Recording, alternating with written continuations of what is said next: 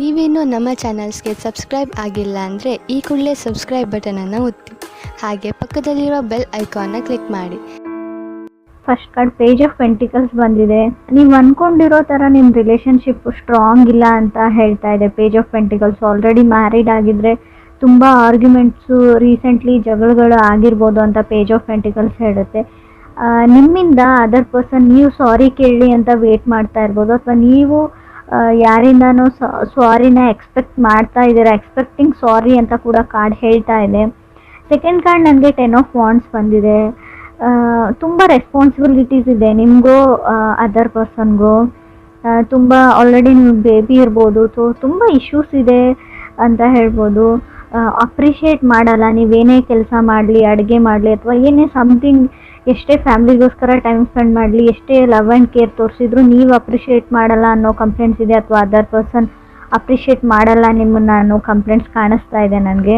ಅಥವಾ ಅವ್ರ ಮನೆಯವರು ನೀವೇನೇ ಮಾಡಿದರೂ ಕೂಡ ಏನೂ ಮಾಡ್ತಾ ಇಲ್ಲ ಅಂತಲೇ ಹೇಳ್ತಾರೆ ಅಂತ ಅನಿಸುತ್ತೆ. ಥರ್ಡ್ ಕಾರ್ಡ್ ನನಗೆ 3 ಆಫ್ ವಾಂಡ್ಸ್ ಬಂದಿದೆ. ರೆಪ್ಯುಟೇಷನ್ ಪ್ರಶ್ನೆ ಇದೆ. ನೀವು ಆಪರ್ಚುನಿಟೀಸ್ ಬರುತ್ತೆ ನಿಮಗೆ, ವರ್ಕ್ ರಿಲೇಟೆಡ್ ಇರ್ಬೋದು. ಕೆಲವರು 3 ಆಫ್ ವಾಂಡ್ಸ್ ಇರೋದ್ರಿಂದ waiting for A new person ಅಂತ ಹೇಳುತ್ತೆ. ಅಥವಾ ನೀವು ಹೋಮ್ ಇಷ್ಟರಲ್ಲೇ ಮನೆ ಶಿಫ್ಟ್ ಮಾಡಿದ್ದೀರಾ ಅಥವಾ ಮನೆ ಶಿಫ್ಟ್ ಮಾಡ್ತೀರಾ ಅಂತ ಹೇಳ್ತಾ ಇದೆ. ಈ 1 ವೀಕ್ 2 ವೀಕಲ್ಲಿ ಹೊಸ ಮನೇನ ನೋಡಿದ್ದೀರಾ, ಅದು ಬಾಡಿಗೆನೇ ಇರ್ಬೋದು ಅಥವಾ ಸ್ವಂತ ಮನೆಯೇ ಇರ್ಬೋದು, ಮನೆ ಶಿಫ್ಟ್ ಮಾಡ್ತೀರಾ ಅಂತ ಕೂಡ ಕಾಣಿಸ್ತಾ ಇದೆ. ಹಂಗೆ ಅದೇ ಥರ ನನಗೆ ಮನೆ ಕ್ಲೀನ್ ಮಾಡ್ತಾ ಇರೋದನ್ನು ಕಾಣಿಸ್ತಾ ಇದೆ, ಕ್ಲೀನಿಂಗ್ ಹೋಮ್ ಅಂತ ಹೇಳ್ಬೋದು. ಫೋರ್ತ್ ಕಾರ್ಡ್ ನನಗೆ ಜಡ್ಜ್ಮೆಂಟ್ ಕಾರ್ಡ್ ಬಂದಿದೆ. ಜಡ್ಜ್ಮೆಂಟ್ ಕಾರ್ಡ್ ಸಪ್ರೇಷನ್ನ ರೀಪ್ರೆಸೆಂಟ್ ಮಾಡುತ್ತೆ. ಆದಷ್ಟು ನೀವು ಸುಮ್ಮನಿರಿ, ಪೇಷನ್ಸ್ ಇರಲಿ. ಯಾವುದೇ ಆರ್ಗ್ಯುಮೆಂಟು ನೀವೇನೇ ಮಾತಾಡಿದರೂ ಕೂಡ ನಿಮ್ಮ ಸಂಬಂಧ ಸಪ್ರೇಟ್ ಆಗುವಂಥ ಚಾನ್ಸಸ್ ಇದೆ. ಸೊ ಡಿವೋರ್ಸ್ವರೆಗೂ ಹೋಗುತ್ತೆ ಅದು. ಸೊ ಇದನ್ನು ನೀವು ವಾರ್ನಿಂಗ್ ಅಂತನಾದರೂ ಅಂದ್ಕೊಳ್ಳಿ. ಏನು ಅಂದರೆ ನಿಮಗೆ ಆ ವ್ಯಕ್ತಿ ಮೇಲೆ, ಆ ವ್ಯಕ್ತಿ ಜೊತೆನೇ ಇರಬೇಕು, ಆ ವ್ಯಕ್ತಿ ಮೇಲೆ ನಿಮ್ಗೆ ಲವ್ ಇದ್ದರೆ ಖಂಡಿತವಾಗ್ಲೂ ನೀವು ಸುಮ್ಮನೆ ಇರೋದು ಒಳ್ಳೆಯದು ಜಡ್ಜ್ಮೆಂಟ್ ಇರೋದ್ರಿಂದ.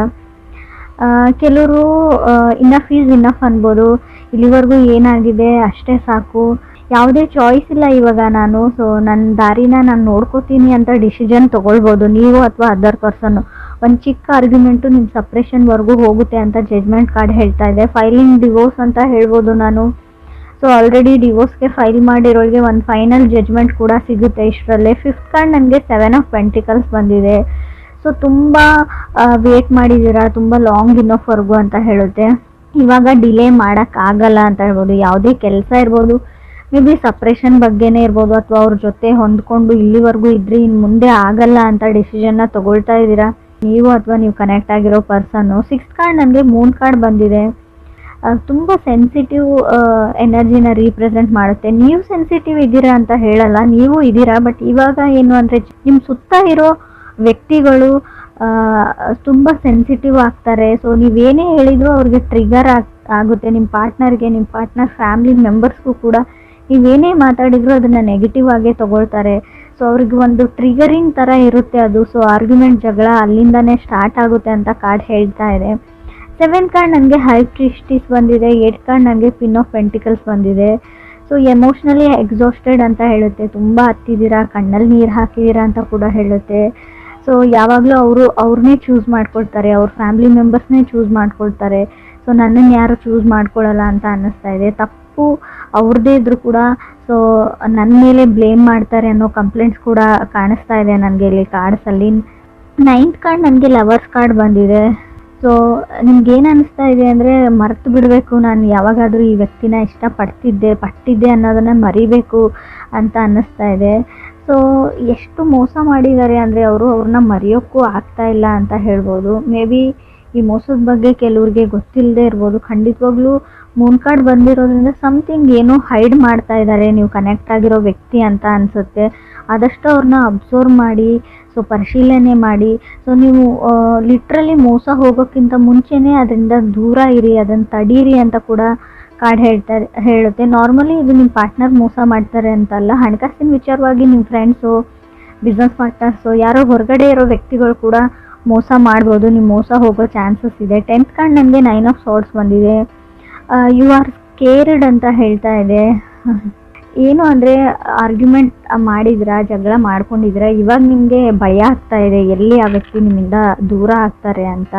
ತುಂಬ ಕರೇಜ್ ಬೇಕು ಅಂತ ಹೇಳಬೇಕು. ನಾನು ಅದಕ್ಕೆ ಹೇಳಿದೆ ಸ್ಟಾರ್ಟಿಂಗಲ್ಲಿ. ಸೊ ಆ ವ್ಯಕ್ತಿ ನಿಮಗೆ ಇಷ್ಟ ಇದ್ದರೆ ಆದಷ್ಟು ಯಾವುದೇ ಆರ್ಗ್ಯುಮೆಂಟ್ ಇರಲಿ, ಏನೇ ಇರಲಿ, ಟ್ರಿಗರ್ ಆಗಬೇಡಿ, ಸುಮ್ಮನಾಗಬೇಡಿ. ಸಣ್ಣ ಪುಟ್ಟ ವಿಷಯಕ್ಕೆ ಸ್ಪೆಷಲಿ ಈ 3 ತಿಂಗಳು ಮಾತ್ರ ನೀವು 3 ಮಂತ್ಸ್ವರೆಗೂ ಯಾವುದೇ ಜಗಳನ ಮಾಡ್ಕೊಳ್ಬೇಡಿ ಅಂತ ಹೇಳ್ಬೋದು. ಅಕಸ್ಮಾತ್ ನೀವು ಮಾಡ್ಕೊಂಡಿದ್ರೆ ಖಂಡಿತವಾಗ್ಲೂ ನಿಮ್ಮ ಪಾರ್ಟ್ನರು ನೀವು ಲಾಯರ್ ಹತ್ರ ಕನ್ಸಲ್ಟ್ ಮಾಡೇ ಮಾಡ್ತೀರಾ ಅಂತ ಹೇಳ್ಬೋದು. ಸೊ ಕೌನ್ಸಿಲಿಂಗ್ ಅಗತ್ಯ ಕೂಡ ಇದೆ. ಯಾರಿಗೋ ಒಂದು ಮಾನಸಿಕ ರೋಗ ಅಂತ ನಾನು ಹೇಳಲ್ಲ, ಮಾನಸಿಕವಾಗಿ ತುಂಬ ಕುಗ್ಗೋಗಿದ್ದೀರಾ, ಸೊ ಕಾಂಪ್ರಮೈಸು ಆಗಬೇಕಾಗುತ್ತೆ. ಸೊ ಸ್ವಲ್ಪ ಕೌನ್ಸಿಲಿಂಗ್ನ ತೊಗೊಳ್ಳಿ ಅಥವಾ ಮೆಡಿಟೇಷನ್ನ ಮಾಡಿ ಅಂತ ನಾನು ಹೇಳ್ತೀನಿ. 11th ಕಾರ್ಡ್ ನನಗೆ ಪೇಜ್ ಆಫ್ ಕಪ್ಸ್ ಬಂದಿದೆ. 12th ಕಾರ್ಡ್ ನನಗೆ ಎಂಪ್ರೆಸ್ ಬಂದಿದೆ. ಯಾರಿಂದನೋ ಸಾರಿನ ಎಕ್ಸ್ಪೆಕ್ಟ್ ಮಾಡ್ತಾ ಇದ್ದೀರಾ ಅಂತ ಹೇಳಿದೆ. ಕಮ್ಯುನಿಕೇಷನ್ ಸ್ಟಾಪ್ ಆಗಿದೆ. ನೀವು ಅಥವಾ ಅದರ್ ಪರ್ಸನ್ ಟ್ರೈ ಮಾಡ್ತಾ ಇದ್ದೀರಾ ಕಮ್ಯುನಿಕೇಟ್ ಮಾಡೋಕ್ಕೆ, ಬಟ್ ರೆಸ್ಪಾನ್ಸ್ ಬರ್ತಾ ಇಲ್ಲ ಅಂತ ಅನಿಸುತ್ತೆ. ಬಟ್ ಖಂಡಿತವಾಗ್ಲೂ ಹಾಗೆ ಟ್ರೈ ಮಾಡ್ತಾ ಇರಿ. ಸೊ ಅವರು ಖಂಡಿತ ನಿಮಗೆ ರೆಸ್ಪಾನ್ಸ್ ಮಾಡೇ ಮಾಡ್ತಾರೆ ಅಂತ ಕಾರ್ಡ್ ಹೇಳ್ತಾ ಇದೆ. ಎಂಪ್ರೆಸ್ ಕಾರ್ಡ್ ಇರೋದ್ರಿಂದ ಸೊ ರಿಲೇಷನ್ಶಿಪ್ಪಲ್ಲಿ ಇರೋರು ಕೇರ್ಫುಲ್ ಆಗಿರಿ.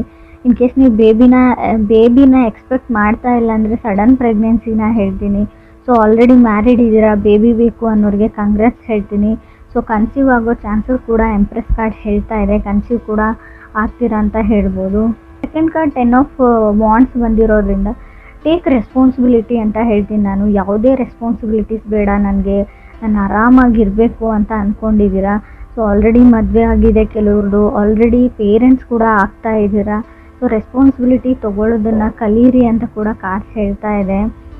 ಕೆಲವ್ರಿಗೆ ಸಿಂಗಲ್ ಇರೋರಿಗೆ ನಿಮಗೆ ಸ್ಟೆಬಲ್ ಆಗಿರೋ ವ್ಯಕ್ತಿ ಅಥವಾ ಪರ್ಸನ್ ಪ್ರಪೋಸಲ್ಸ್ ಬರುತ್ತೆ ಅಂತ ಕೂಡ ಕಾರ್ಡ್ಸ್ ಹೇಳ್ತಾ ಇದೆ. ನಿಮಗೆ ಸಮ್ಮನ್ ಸ್ಟೆಬಲ್ ಆಗಿರೋ ವ್ಯಕ್ತಿ ಬೇಕು, ಕೆರಿಯರ್ ಓರಿಯೆಂಟೆಡ್ ಇರಬೇಕು, ಸ್ಟ್ರಾಂಗ್ ಇನಫ್ ಇರಬೇಕು ಅಂತ ಅನಿಸ್ತಾ ಇದೆ.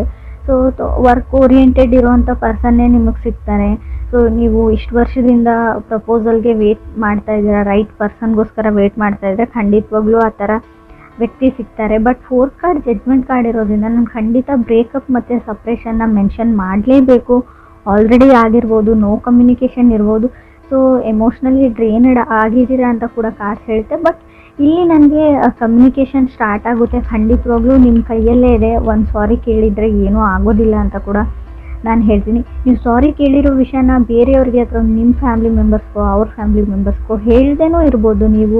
ನೀವೇ ಪ್ಯಾಚಪ್ ಆಗ್ಬೋದು ಇಬ್ಬರು ಸೇರಿಬಿಟ್ಟು ಅಂತ ಹೇಳುತ್ತೆ.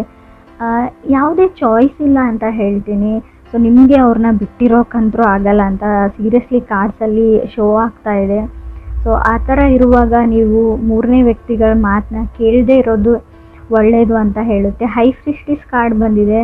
ತುಂಬ ಗೂಗಲ್ ಮಾಡ್ತೀರಾ, ಆಲ್ರೆಡಿ ಶಾಪಿಂಗ್ ಅಂತೂ ತುಂಬ ಮಾಡಿದರೆ, ಬಟ್ ಇಲ್ಲಿ ಆನ್ಲೈನ್ ಶಾಪಿಂಗ್ನ ತೋರಿಸ್ತಾ ಇದೆ.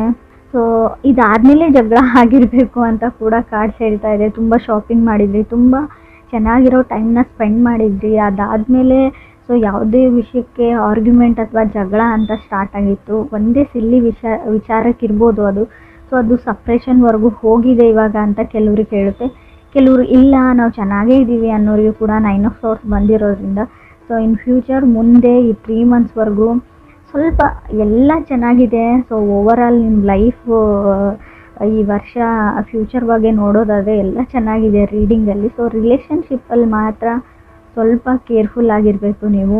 ಸ್ವಲ್ಪ ಸಪ್ರೇಷನ್ನು, ಡಿವೋರ್ಸು, ಬ್ರೇಕಪ್ಸು ಕಾಣಿಸ್ತಾ ಇರೋದ್ರಿಂದ ಸೊ ತಾಳ್ಮೆ ಮತ್ತು ಫರ್ಗಿವ್ನೆಸ್, ಕ್ಷಮೆ ಗುಣ ತುಂಬಾ ಇಂಪಾರ್ಟೆಂಟ್ ಆಗುತ್ತೆ ಅಂತ ಕೂಡ ಕಾರ್ಡ್ಸ್ ಹೇಳ್ತಾ ಇದೆ. ಸೊ ನೋ ಕಮ್ಯುನಿಕೇಷನ್ ಎಂಡ್ ಆಗುತ್ತೆ. ಖಂಡಿತ ಅವರೇ ಕಾಲ್ ಮಾಡ್ತಾರೆ ಅಥವಾ ಅವರೇ ಮೆಸೇಜ್ ಮಾಡ್ತಾರೆ ಅಥವಾ ನೀವು ಮಾಡ್ತೀರಾ. ಒಟ್ಟಿನಲ್ಲಿ ಕಮ್ಯುನಿಕೇಷನ್ ಮತ್ತೆ ಸ್ಟಾರ್ಟ್ ಆಗುತ್ತೆ. ಸೊ ಎಲ್ಲನೂ ನಾರ್ಮಲಿಗೆ ಬರುತ್ತೆ. ಬಟ್ ನೀವು ಆರ್ಗ್ಯೂ ಮಾಡೋದನ್ನು ಬಿಡಿ. ಸೊ ಸಾರಿ ಕೇಳೋದನ್ನು ಕಲೀರಿ ಅಂತ ಕೂಡ ರೆಪ್ಯುಟೇಷನ್ ಅಥವಾ ಈಗೋ ಆ್ಯಂಡ್ ಪ್ರೈಡ್ನ ಬಿಟ್ಟಾಕಿ ಅಂತ ಹೇಳ್ತೀನಿ. ಕ್ರಾಸ್ ವಾಚರ್ಸ್ಗೂ ಇದನ್ನೇ ಹೇಳ್ತೀನಿ. ಸಪ್ರೇಷನ್ ನನಗೆ ತುಂಬ ಸ್ಟ್ರಾಂಗಾಗಿ ಕಾಣಿಸ್ತಾ ಇದೆ 3 ಆಫ್ ಸಾರ್ಟ್ಸ್ ಇರೋದ್ರಿಂದ. ಇದನ್ನು ತಡಿಬೇಕು ಅಂದರೆ ಆದಷ್ಟು ಯಾವುದಾದ್ರೂ ದೇವಸ್ಥಾನಕ್ಕೋ ಸೊ ಯಾವುದಾದ್ರೂ ಸ್ಪಿರಿಚುವಲ್ ಪ್ಲೇಸಸ್ಸಿಗೆ ಹೋಗಿ ನೀವು ಪ್ರೇಯರ್ಸ್ನ ಮಾಡ್ಕೊಳ್ಳಿ. ಫಸ್ಟು ಪ್ರೇ ಮಾಡಿ ಅಂತ ಹೇಳ್ತೀನಿ. ಲಾ ಆಫ್ ಅಟ್ರಾಕ್ಷನ್ನ ಯೂಸ್ ಮಾಡಿ. ಸೊ ಖಂಡಿತವಾಗ್ಲೂ ಸಪ್ರೇಷನ್ನ ಆಗೋದನ್ನು ನೀವು ತಡಿಬೋದು ಅಂತ ಕಾರ್ಡ್ಸ್ ಹೇಳ್ತಾ ಇದೆ.